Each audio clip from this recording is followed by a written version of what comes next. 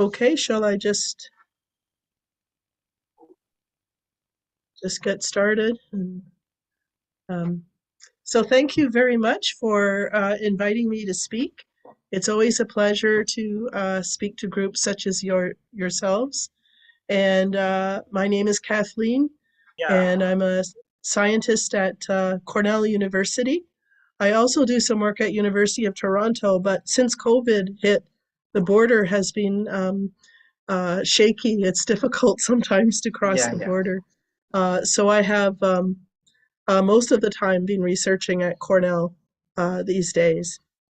And I'll be talking about plant-based biologics using molecular farming, which is a cool technique that I think should be, I'd like to see become more available.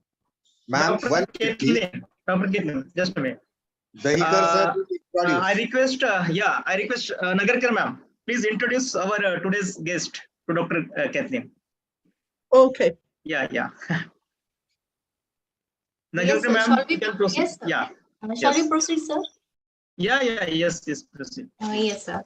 So greetings to one and all, and a very good evening to all the excellencies, and a very good morning to ma'am.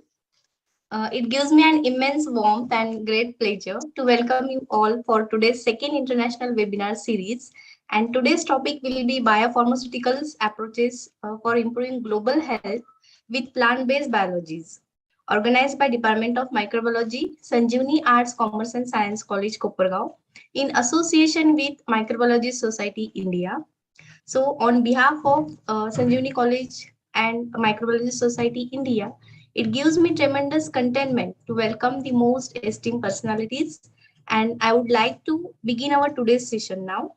So first of all, I would like to welcome our today's eminent speaker, respected Dr. Kathleen Heffron from Department of Microbiology, Cornell University, College of Agriculture and Life Science, New York, USA. It's really again an honorable moment for our college to have your prestigious presence for this valuable talk, ma'am. A very heartful welcome to you, ma'am. I would like to welcome respected Dr. A.M. Deshmukh sir, President, Microbiology Society India, who continuously with his efforts provides with such platform for such great sessions. I also welcome Dr. S.B. Dahikar sir, Principal of Sanjeevani Arts, Commerce and Science College, Kopargaon. I extend my welcome to Dr. S.A. Buttara ma'am, Head, Department of Microbiology, Sanjeevani Arts, Commerce and Science College. I welcome all the participants from India as well as abroad. So once again, I welcome all the participants and all the guests on behalf of Sanjeevani College. So today, also we are very much glad to have Dr. A.M. Deshmukh sir with this evening. It is truly an excellent opportunity for learning under his guidance. So I would like to hand over to Dr. A.M. Deshmukh sir for a keynote address and enlighten us with your valuable words. Thank you. Over to you, sir. Thank you, Rachana ma'am.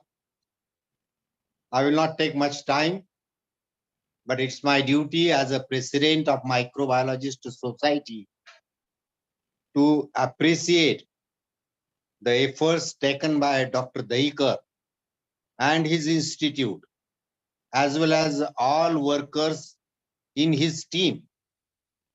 That is, they are arranging the lectures of the foreigners.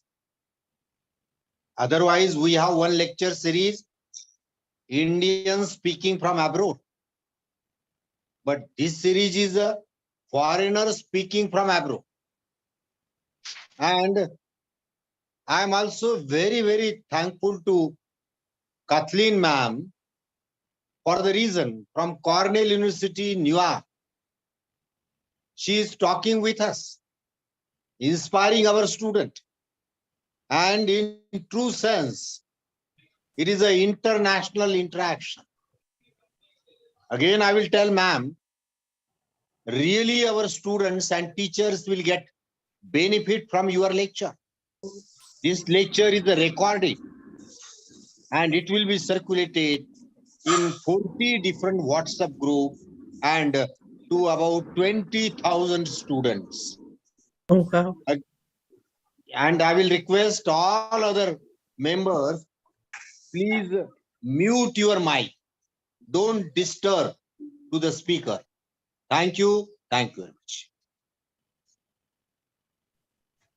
Yes, thank you, sir. Sir, please start recording also. Deshmukh sir. Recording is started. Okay, thank you, sir. Yeah, Rachna ma'am.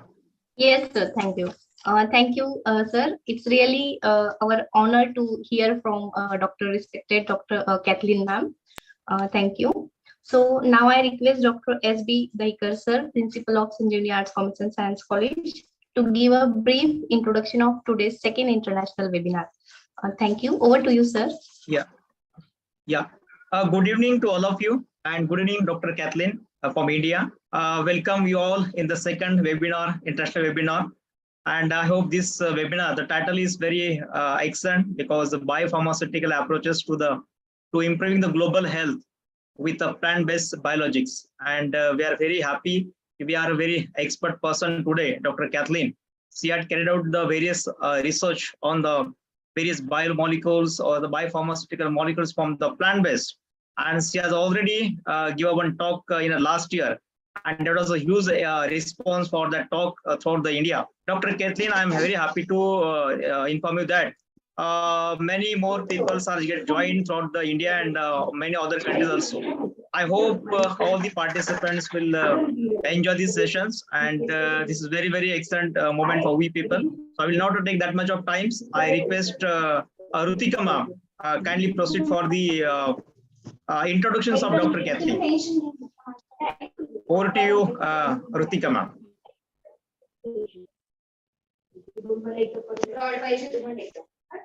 Thank you, sir. I, Rutika Yote, take it as a great honor to introduce you all to our today's eminent speaker, Dr. Kathleen Hefferon. Dr. Kathleen is an experienced instructor with a demonstrated history of working in the higher education industry.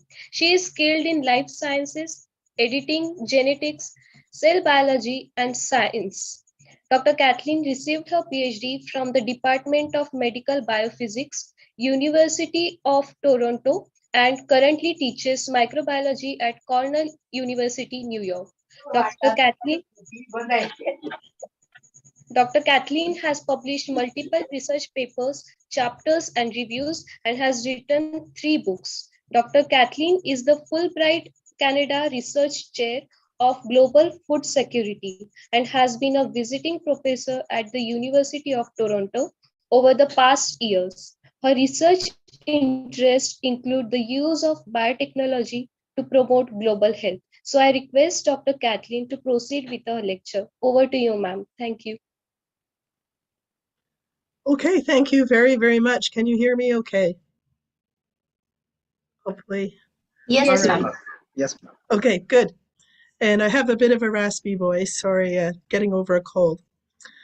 So yes, I'm speaking to you from Ithaca, New York, where Cornell University is, and this is where I'm doing most of my research these days. All right, so I thought I would start with this group. Let's see if I can. Oh. There we go. I hope you can see this. I thought I would start with just a general, what I call a concept map. You know, I do a lot of teaching at the university, so I'm being student oriented and try to give students an idea of where, you know, what plant biotechnology is and what are the benefits and challenges and where it fits in the grand scheme of things. And so here I've put hopefully my mouse will work for you. I've got transgenic plants in one triangle. And then below this, I have genome edited plants. And genome editing is the new kid on the block, per se, where it's a new technology that is rapidly gaining momentum all over the world. And it's very exciting. And transgenic plants, of course, have been around for quite a while, maybe 20, 30 years at this stage of the game. And I've put a few examples. One would be the BT cotton, which you guys in India are very familiar with. And I've also put in brackets here BT brinjal, which I think is still not accepted in India, although it's it seems to do such good things for neighboring Bangladesh.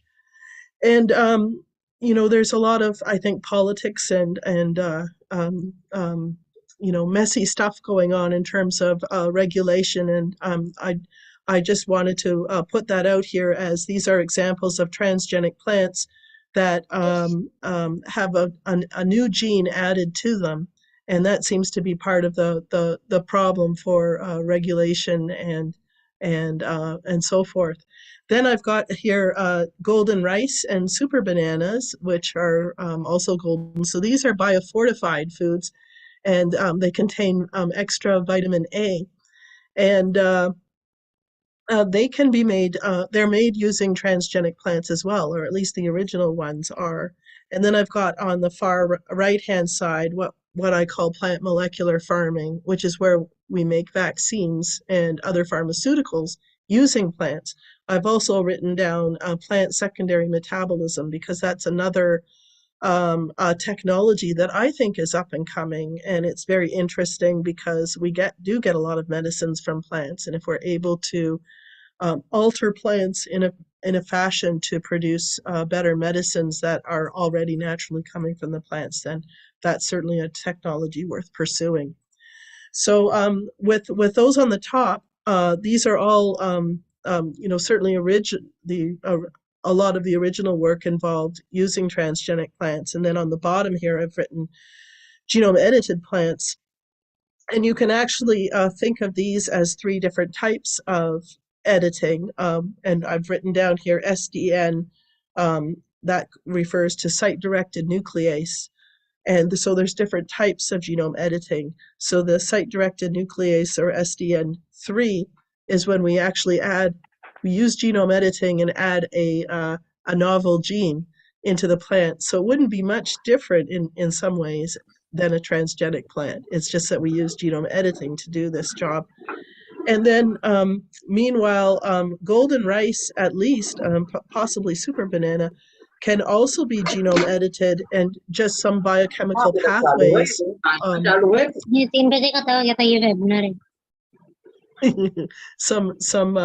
some metabolic pathways can be changed in the plant in such a way that only a nucleotide may be deleted, or one or two may be added, so that all of a sudden we can get beta carotene being generated at high levels in plants. So we can actually use both technologies these days.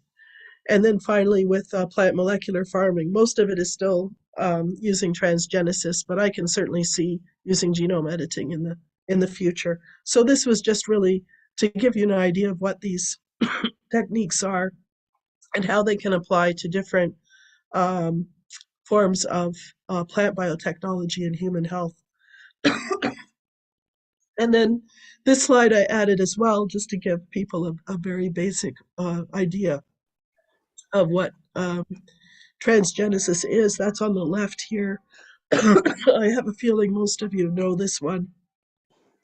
And then we have genome editing on the right, which is the more novel way. You can see we use a Cas9 protein, and we can snip specific sequences using a guide RNA, and it's very rapid and quick. So it's been very helpful to move this technology forward, because it's so fast and easy to use. All right, so with that in mind, I'm going to talk a little bit more about vaccines in plants. And what are these?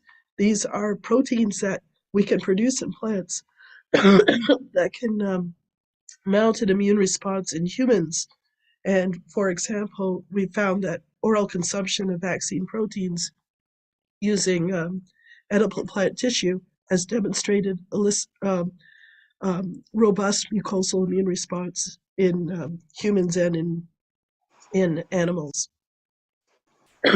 So why would we use vaccines?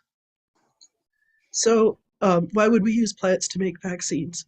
Well, the basic idea is the World Health Organization estimates many people, I think this is well over 4 million people, the vast majority of these would be children under the age of 5, die from preventable infectious diseases. And sometimes these vaccines can be very expensive and in short supply. And by using avoiding the use of injection and needles and trained medical personnel, and particularly cold chain, we can avoid we can circumvent the problems for providing vaccines to the poor and developing countries. And this slide just shows you some examples. This would be in sub-Saharan Africa, of how using a plant-based vaccine, which is heat stable, it doesn't require refrigeration, enables enhances the availability of these vaccines to people in remote regions where it might be difficult to get trained medical personnel or refrigeration in general. So it can be very useful for certain circumstances. Another example or advantage of using plants to make vaccines is that because the plant cell wall is so thick, it actually protects the vaccine antigen from rapid degradation in the gut of the host, in the harsh environment of the gastrointestinal tract. So because the plants are, can be delivered orally, and the vaccine is within plant cells, which has a thick cell wall, more of the vaccine is going to reach the immune response and immune system and elicit a strong immune response. I'm sorry about this cold. So there's a lot of applications for plant-made vaccines, and certainly using them in developing them in low-income countries is a good idea.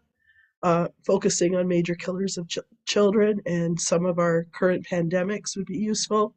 Also for some health diseases. And on the bottom of this slide, I'm showing you my colleague, Julian Ma, who works at the St. George's University of London. He's made a monoclonal antibody in plants to HIV. And so he can actually produce plants which express monoclonal antibodies to HIV. And this can be used to block transmission and help patients out. And he's delivered these to sub-Saharan Africa. I think that they've got something on the go there, and I'm not sure exactly where things stand right now. So there are some companies that we call molecular farming companies that are starting to make therapeutics and vaccines in plants. And this is the first one that came out, and it's Protolix. It's actually in Israel, of all places. And what you're looking at on the left-hand side are giant bags of carrot suspension cells. And the carrot cells are transgenic. They're expressing this glucocerebrosidase, which is an enzyme to treat Gaucher disease. And a lot of Israelis are born with this genetic disease. And it costs about $100,000 US a year to treat Gaucher's disease by regular pharmaceuticals. But by producing these in these carrot cells, a person just needs to drink carrot juice once a day, and they will find that they're going to manage this disease quite well. So this is just pennies a glass. So using plants to produce this therapeutic is really a great idea and highly successful in this case. And there's other examples as well. And I think we actually have some more Ebola outbreaks right now I'm hearing about in the news. But a few years ago, there was one pretty serious outbreak in Western Africa. And some Americans who were in that area contracted Ebola and came back to the States and were given a test treatment, I guess experimental treatment. It was monoclonal antibodies to Ebola made in tobacco plants, and actually using a vector that I and some other colleagues generated at Cornell University years ago. And they seem to recover from the disease. So making monoclonal antibodies in plants and using those as a treatment is another way to go for plant-made pharmaceuticals. So I think that plant-made pharmaceuticals provide this wonderful opportunity to develop plant biotechnology to help all sorts of folks. And in this diagram, I'm showing you corn on the top, so we could make a transgenic plant such as corn expressing a particular vaccine of interest. And then we can purify the protein to make actual vaccines in pills or liquid form and send those to developing countries. Or on the bottom, I'm showing you tomatoes. And then we can just do a crude extract. Imagine we have transgenic tomatoes expressing cholera vaccine, and we just make a crude extract so that it's maybe a lyophilized powder that we can resuspend into a juice or a sauce or something like this, and send that to developing countries. And that would be very inexpensive because the purification is virtually nothing. And that's where a lot of the expense for drugs is. And then my final wish would be really to have these countries develop their own, sorry, develop their own infrastructure to run plant-made pharmaceutical countries or companies themselves that are that would target major diseases of their area, such as rabies in certain cases, and can be a real problem in these countries. But it's certainly not much of a problem over here in the States these days. It's certainly not in cities or wherever. So that's the kind of thing I would really like to see, and just give these people the know-how and let them develop their own technologies. All right. So I'm giving you this example of some work I did a few years ago, which was, interestingly enough, a study on Middle Eastern respiratory syndrome. And it's called MERS, and MERS is, of course, a coronavirus. And little did I know that we would be hit with a novel coronavirus and it would upend everybody's lives. But this, at the time, was a serious concern in the Middle East and carried by camels. And it has a 50% mortality rate. Every once in a while, it jumps to humans. And so I was called over to Egypt by the Egyptian government and tried to work with some researchers there. I'm just showing you with these maps that you can see all these camel routes. And camels are everywhere in these countries. Certainly not in North America, but you can see that there's probably 2-3 billion people in the world who live around camels. And there's camel cultures where it's not reasonable to expect people to give up their camels as livestock or pets. So we have to find ways to deal with this emerging disease and not upend everybody's lifestyle. So this is a photo I took on the left, and this is visiting somebody's home. Camels in the backyard, of course, and in this case, we were interested in looking at a way to use plants to block MERS infection. And so through a colleague at University of Toronto who I was working with at the time, he developed something called a ubiquitin variant, actually, and it would bind to very strongly and block an enzyme that the MERS coronavirus uses. And so we wanted to put this on the surface of a virus-like particles and provide it as an inhaler to patients, or even just the people or their family members. So if somebody became sick with MERS, if their members of their family could take this inhaler and not get sick, if that makes any sense. So it could help in a number of ways. And that research progressed. We actually, of course, had the big pandemic of COVID-19. And my colleague in Toronto decided to look at making variants for different coronaviruses, including the old SARS, I think from 2003, and then SARS-CoV-2, or COVID-19 as we call it. So he made variants that block the enzyme from functioning for all of these.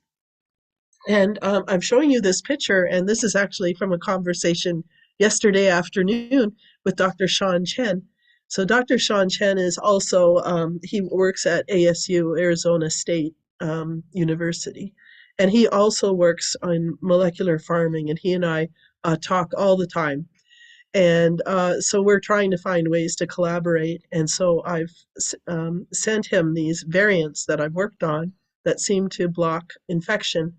And he has, in his lab, he has the infectious virus that he can work with, the infectious SARS-CoV-2, which I didn't have access to over here at Cornell. And so he's run experiments with cells in which he's used these virus-like particles. He's expressing this UBV variant, which will block infection. He's got them into cells, and then he gave them a few hours, and then he infected them with the wild type SARS-CoV-2 virus. And you can see that from these examples that he was able to neutralize the virus very easily with just a small amount of this virus-like particle getting in, this plant virus-derived particle getting in. So we're really quite impressed that just a tiny amount would stop this virus cold in its tracks. And so he's got numbers here around 61 or 65% neutralization, which is pretty decent. And then the others are just really negative controls. So we're going to write this up and do a little bit more work with this, but we're pretty pleased with the results. So it'll be just another way of blocking virus infection. I know there's a few antivirals out there, but here we'll have another plant-based antiviral that we'll have out eventually. So I'll just switch gears a little bit to talk about some other research that I've been doing. And in this case, a few years ago, one of my colleagues sent a manuscript and said, check out what I've been doing here.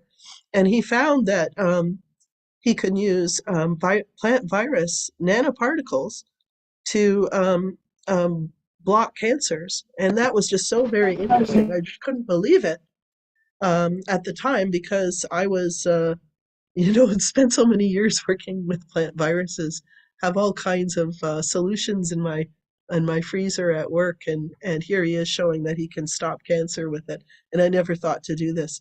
So I thought that was very clever, and we've chatted quite a few times, and then we finally have collaborated on a publication that I'll show you in just a moment. But the idea here, and this was his original work, he took a plant virus, and you can see in this case it's an empty virus-like particle. There's no viral genome inside here. He's got the virus coat protein to assemble in the plants, and he's extracted these virus-like particles with no viral genome in there. And then he's injected them into tumors, into cancer tumors in a mouse model. And he, on this right-hand side, you can see on the top here, this is, I think, liver, and this is empty. This is cowpea mosaic virus. And you can see that the tumors have definitely regressed. And then the below line here is PBS, so phosphobuffer saline. And you can see that there's lots of tumors there. So it's definitely the virus-like particles that are helping. And this was just, it was really earth-shattering for me, and really quite delightful to see this new use for plant viruses, which are, obviously biodegradable, safe, cheap, easy to work with, easy to make. So it was very exciting for me. So this is the model of how we think this works. First of all, we can add viral DNA that encode the capsid protein genes into plants, and then these self-assemble into virus-like particles, but they don't have any genome in there. And then this is the tumor. The particles are delivered to the tumor region, and we can do that in a variety of ways. And then somehow we think the virus particles are taken up by quiescent neutrophils. So the neutrophils are part of our immune system, and somehow the tumor has managed to quiet down the immune system, the neighboring immune cells. And so these neutrophils that were so quiet become activated again, and they will start to release cytokines and chemokines, and attract the immune system to go and attack the tumor and reduce it. So it's very exciting to see how a plant virus plant virus particle can do such a thing, but it actually works. So here I've just added a little bit more just to give you a bit more perspective. So this is, they're showing an example here where we have virus particles produced and they've inactivated the virus in this case. And they're showing with cancer immunotherapy that this inactivated cowpea mosaic virus is safe, and it works very well as a vaccine. So again, thinking of perhaps some infrastructures in places, maybe in your own country, if we have something that is so easy to make and cheap, and it's not difficult to work with, I'm telling you, it just adds another tool for fighting cancers. And cancer, I think, is going to be a significant problem for a while, particularly as the a lot of populations age. Certainly in North America, people are getting older, and there's a lot of older people, and so we see these sort of chronic diseases such as cancer increasing in number. And to have something that is um, cost effective, like using plant viruses, is really great. So this is the work that I did with the same fellow who first discovered this, and he contacted me and his graduate student. And so we put together some work on breast cancer.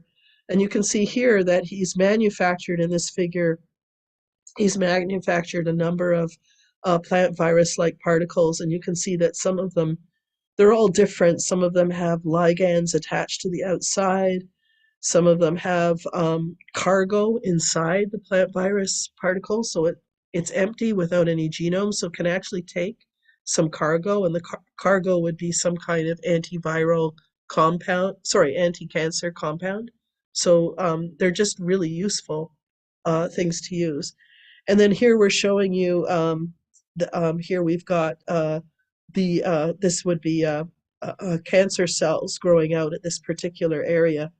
And we can insert a collection of these virus particles, these nanoparticles, into the bloodstream, and eventually they'll make their way into the cancer cells, and they'll bind specifically. We can add ligands, so they'll bind specifically to the cancer cells, get in there, and release their anti-cancer drugs and kill the cells. So I have this picture as well, because I think this makes it look a little bit more like a cancer vaccine, which is interesting. And below here is the paper that we just finished with. So it's Stephen Firing is my colleague and collaborator now on this work. And you can see here that when this virus-like particle enters the cell, so here we have a targeted VNP, and the tumor antigen is on the surface. So it's able to initiate a series of intercellular signalings that release, you've got inflammatory cytokines and an interferon response, and we get recruitment and activation of these types of immune cells here. And then we're able to get a real significant immune response to kill the cancer cell. So that's why we're calling this a cancer vaccine, and it's just a plant virus that we hone in for a certain target. All right, so this work has been done in cell culture and in animal models right now. I am not aware of anyone who has reached the point of working on clinical trials, but it could be happening, and I might just not know the people who are doing this.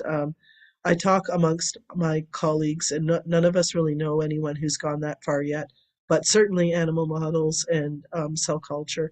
In fact, one of my colleagues has started a company, Dr. Nicole Steinmetz, has started a company, and she's focusing on cancers of animals, pets, for veterinarians. And so she's that seemed to be the easiest way to go in terms of regulation.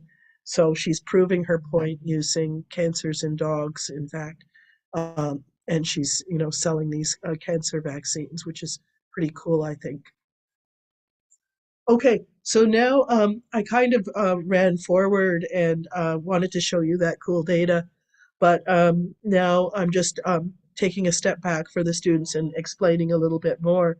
So here I'm showing you tobacco mosaic virus, and I'm just explaining that we really know a lot about some of these plant viruses. They've just been around, and some of the easiest things for us to study.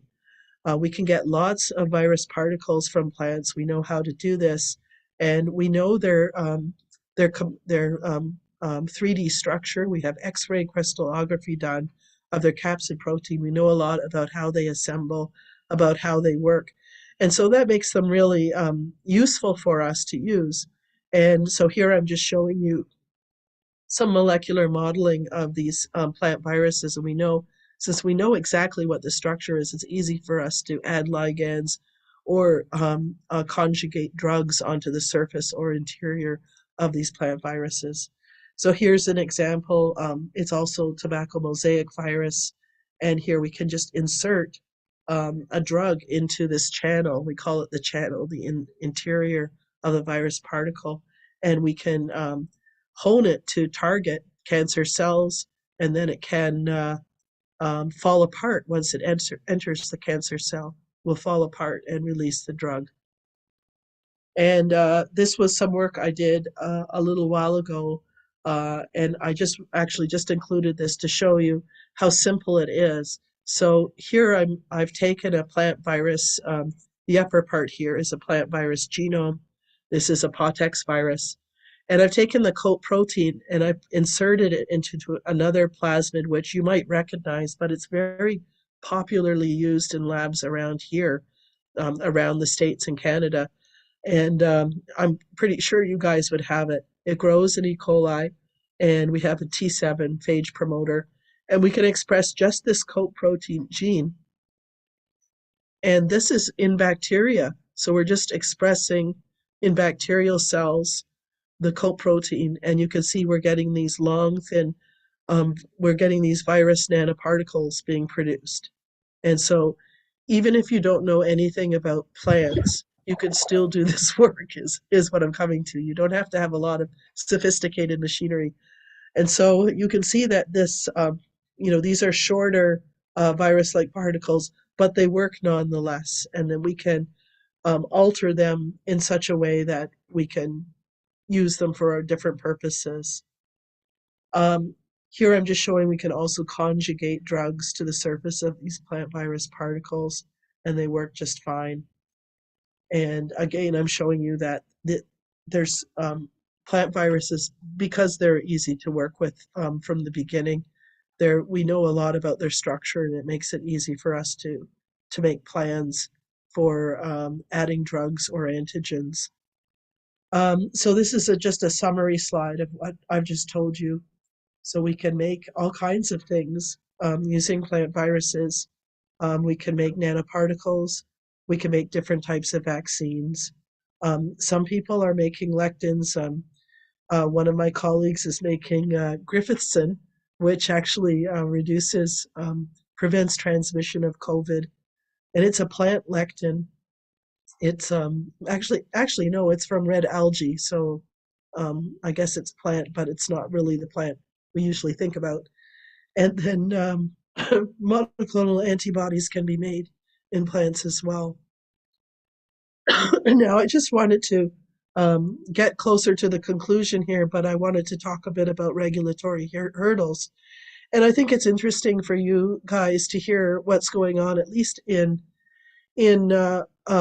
Western countries, and why why has this been so slow for us to see these plant viruses or transgenic plants or even genome edited plants expressing different proteins? Why is this taking so long? And so I've shown you 3 different examples, and they're kind of fates in terms of regulatory status. So Proteolix, who I mentioned before, the transgenic carrot cells, they actually were easy to approve, and there were a couple of reasons for that. I guess it was a very necessary for that government to find a cheaper way than spending $100,000 a year on each patient who had this disease. But at the same time, using cell suspension was much easier to regulate it followed under the type of regulatory pathways that drug companies already face when it comes to using, Chinese ovary cells, things like this. And then, so this one was an easy, there was an easy commercialization path. The second example I'll give you is Medicago, which is actually a Canadian company, and they make influenza and COVID vaccines. So I've written here they're about 1,000th of the cost of regular vaccines that we see today, and they can be left at room temperature. So it's really very nice. And they're basically virus-like particles with the epitope for COVID or influenza stuck on the outside. So they're very, very useful. So they were approved recently. They went through all of the regulatory hurdles that the other vaccines went through, but they were approved. They're made in the greenhouse, and so they're made in a very contained fashion. And it took a while, but they were approved, and they've been out, and hopefully we'll get around. And then the third example is, and this is one that never was approved, and it's very sad. This is Ventria Biosciences, and this is a company. I think it's on the western U.S. And they made lysozyme and lactoferrin in transgenic rice, and these are enzymes that help patients with diarrhea. So it could be extremely useful, extremely valuable. And actually, for my current company, I just had somebody who's an expert in marketing bring this up again, that this is really, these two enzymes would be very, very helpful for a lot of people. But because they made transgenic rice in the field, that just seems to really throw regulators off. They don't know how to deal with it. And this was never approved. So this has been sitting around for, I'd say, 10 years with no approval and no movement forward. And it seems that the regulators have a lot of trouble dealing with these sort of plans when things are out in the field. That just seems to throw them off. So here I've just kind of summarized what I just said. Why is molecular farming, struggling in some respects? And I've put here, it just seems that it's easier to regulate plant cell lines because they more closely resemble mammalian cell lines or bacterial cultures. And so the drug regulators know what to do. And when there's a whole plant involved, there's these good manufacturing practices, and they just don't know what to do, these regulators, when the plants are out in the field, even though they're perfectly fine. They're perfectly, they're certainly not harmful. It's just that there doesn't seem to be a regulatory framework that has been set up very well. And so that's why we see plant cell culture is kind of the winner in this situation. I've added this as well just to give you an idea of when we're, if you consider making vaccines or therapeutics in plants, what the types of hurdles there are. So on the left, I've really just talked about, cell culture is easiest and transgenic plants in the field are the toughest. So try to stay maybe out of the field for now until things seem to get easier. And I would certainly say for India, that seems to be the case because there's worries, aren't there? Even I see with the genome editing regulations, people don't want those SDN3, potentially transgenic plants made with genome editing. They still don't want those, so it's difficult to maneuver. But on the right-hand side, you can see that the toughest is to make a vaccine that causes the most headaches for regulation. If you go down a notch and just want to make something like collagen in plants for cosmetics, or there would be other proteins that would be very useful, or something that could be used for animals, for livestock, things start to get a lot easier. And of course, the easiest is if all you're doing is making research reagents. That seems to be the easiest way to go. And I think this might be pretty much my final slides. This is acceptance and rejection of genetically modified crops, and you can see a lot of places where there's still a lot of nervousness about them. And I keep my eye on this as someone who does molecular farming, because it's going to influence me. And I think the general idea is that at this stage we have the westernized countries, which are a little more they've come through agriculture in a different way. Their history of agriculture is a bit different. So Canada and the US, and I guess Brazil for that matter. And then we have Europe, which is still harboring on their old-fashioned ideas. And they're although the Europeans are importing GMO feed for their livestock, they still don't want to grow the GMO plants themselves. So I think they really need a wake-up call, is my feeling. They may not be aware of what they're doing. And then India seems to be, from what I can tell, it seems it's good for discussion, I imagine. It seems to want to be keeping up with modern technologies, but it's also conscientious of its trading partners and who might and influencers, and perhaps the Europeans to an extent might be helping India be only accepting, I think, BT cotton as its GMO at the moment. I'm not sure. And then we have the up and coming China, of course, and it's moving at an interesting clip. So I just thought I'd add that. And here are my conclusions. I really am, very positive about the idea of using plants to produce vaccines and therapeutic agents. I'm showing it myself in the lab and research institutions. I've started my own company to do some of these things as well. And I just think that this is a great way to go. And I hope that some of you are intrigued enough to try it yourself. Thank you very much for listening. Sorry about the cold. All right, I'll get out of this. Thank you, ma'am. It was a very interesting and informative lecture. Ma'am highlighted very important points like the difference between transgenic plants and genome edited plants, the application of plant-derived vaccines, and importance of plant biotechnology, using them in eliminating various diseases. Once again, thank you, ma'am. So the session is now open for questions and answering. I would request the participants to ask questions, if any, in the chat box.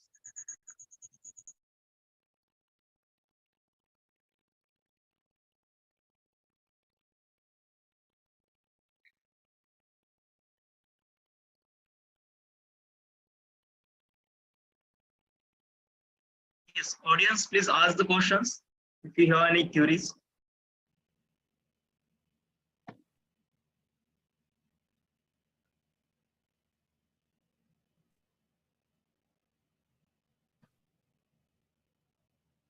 Yes, thank you.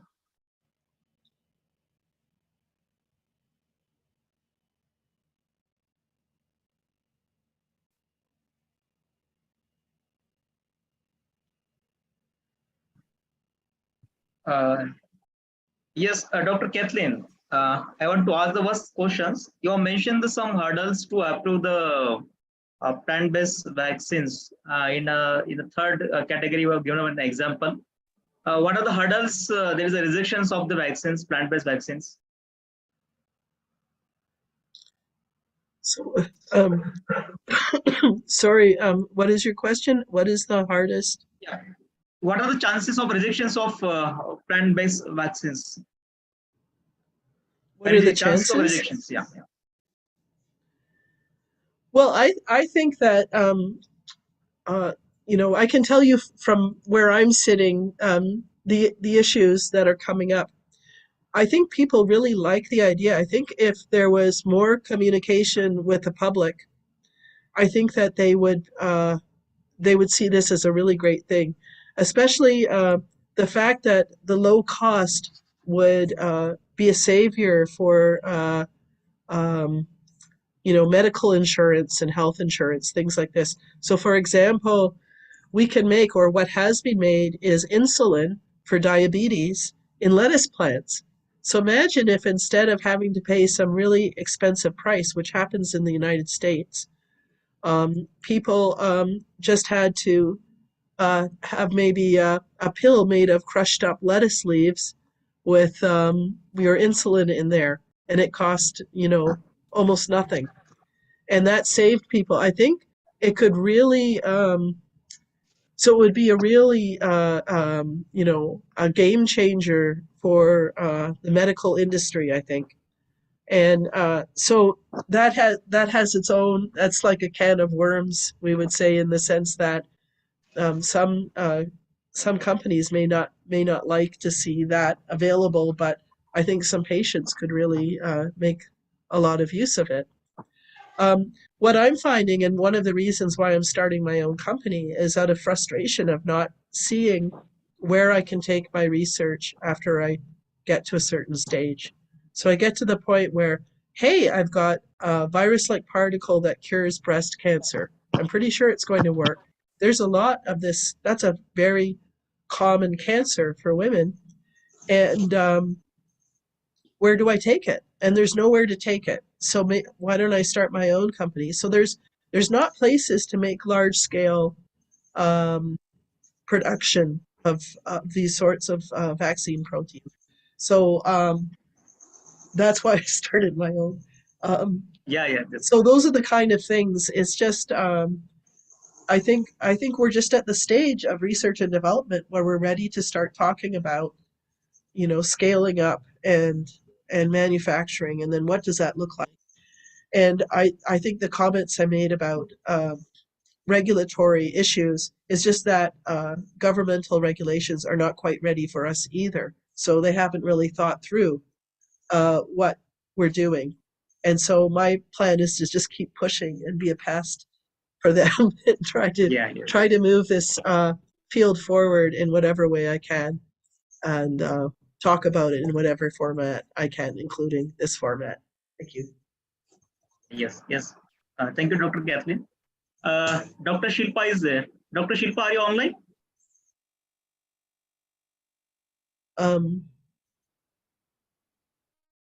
Yes, Yeah. there. Yeah, Dr. Shilpa. Yeah, you can ask the questions, please. Yes, ma'am. First of all, I want to congratulate for this informative session. We come to know very recent advances in this area. My question is that how come the nanotechnology help in the agriculture and biofarming? Means, can you elaborate that? I think it's like a technology platform that can be applied in different ways. So one way it can be applied is in the medical field, like I showed, with making an anti-cancer vaccine to breast cancer. So that's more of a medical application.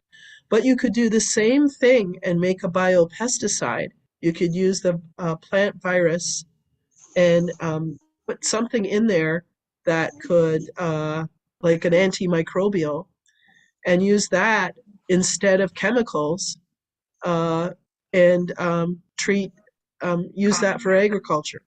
So I think there's all kinds of things that could be done.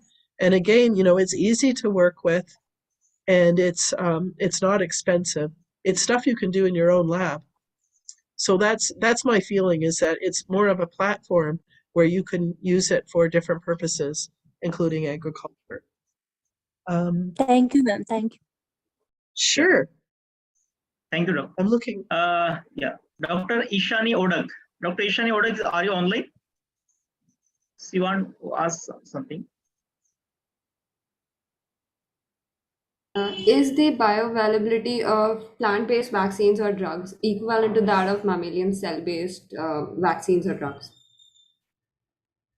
So, yes, we find them very similar. That's what I'm going to say. We compare them all the time, and sometimes they work even better. Sometimes we've made a bio better. For whatever reason, the plant will produce it in such a way that it works better. So I would say that at least the answer is yes, they're equivalent, and sometimes we get something better. So the slide I showed you with Professor Julian Ma and the He'd made monoclonal antibodies to HIV.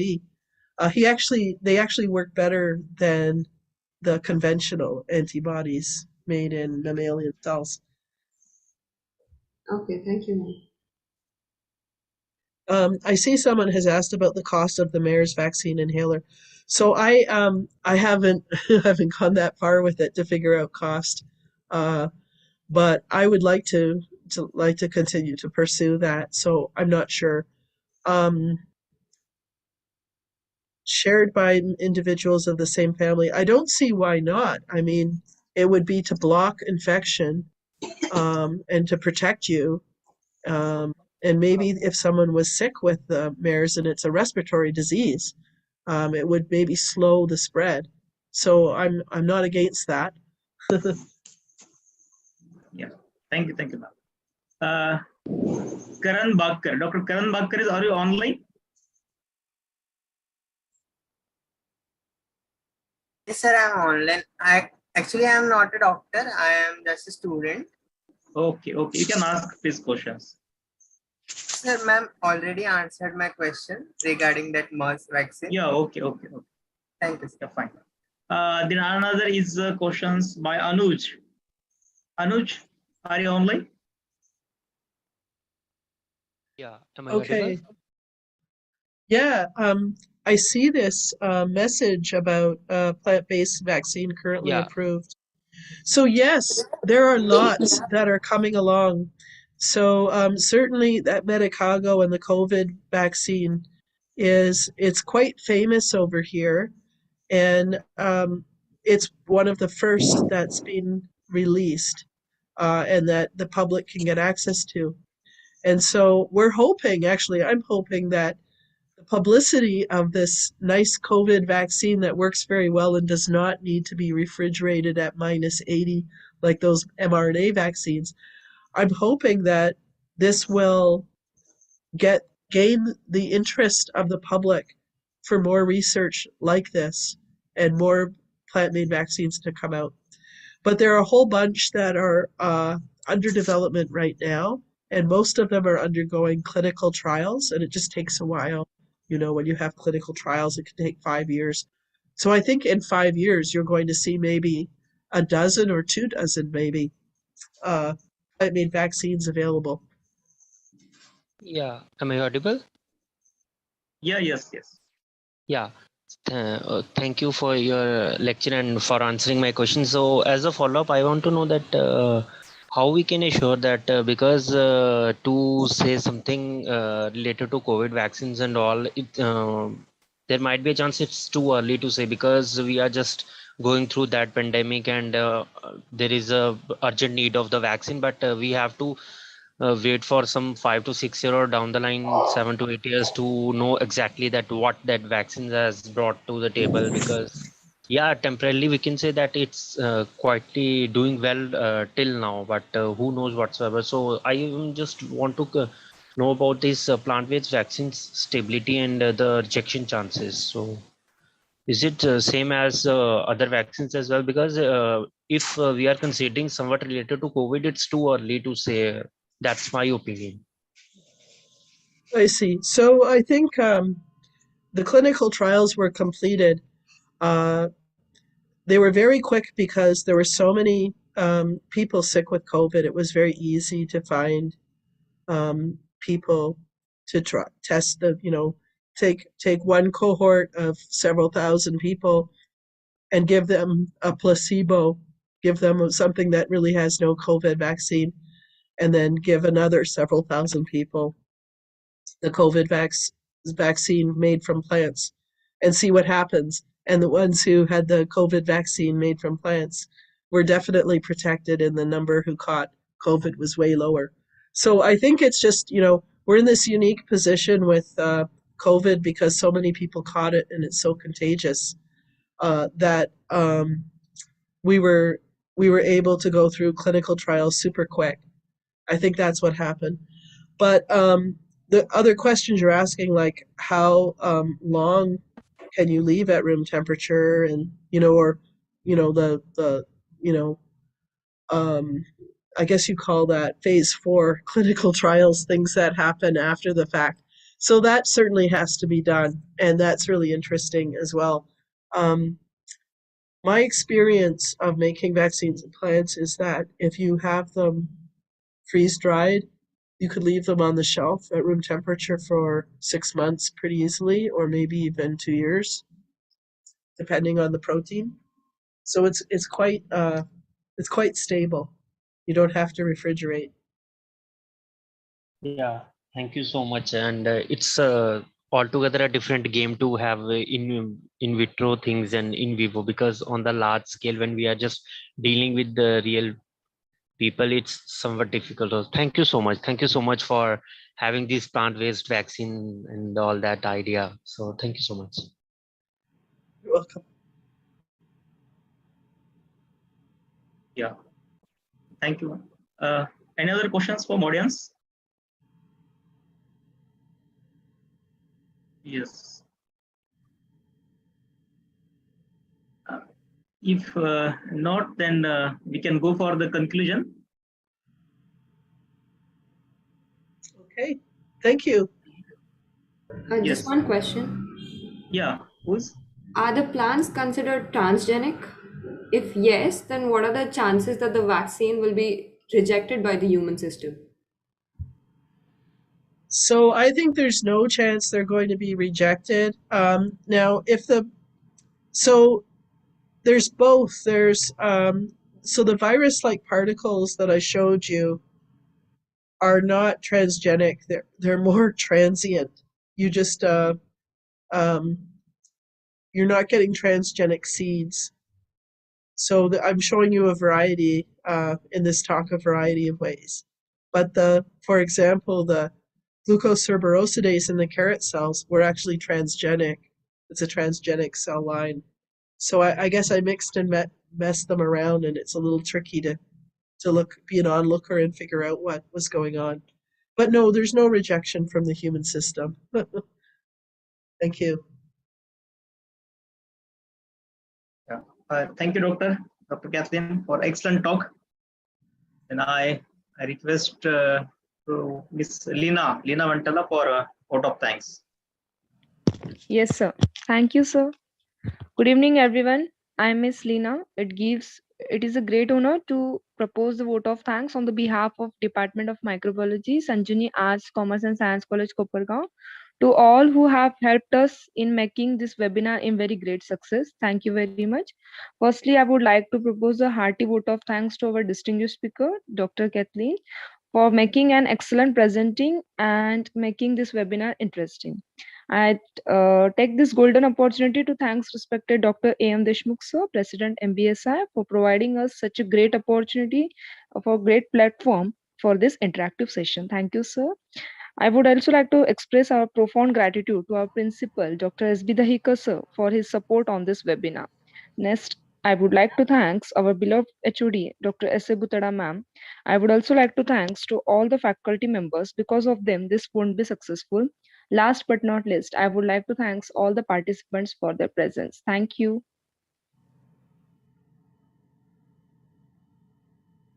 Okay, thank you. Goodbye. Yes.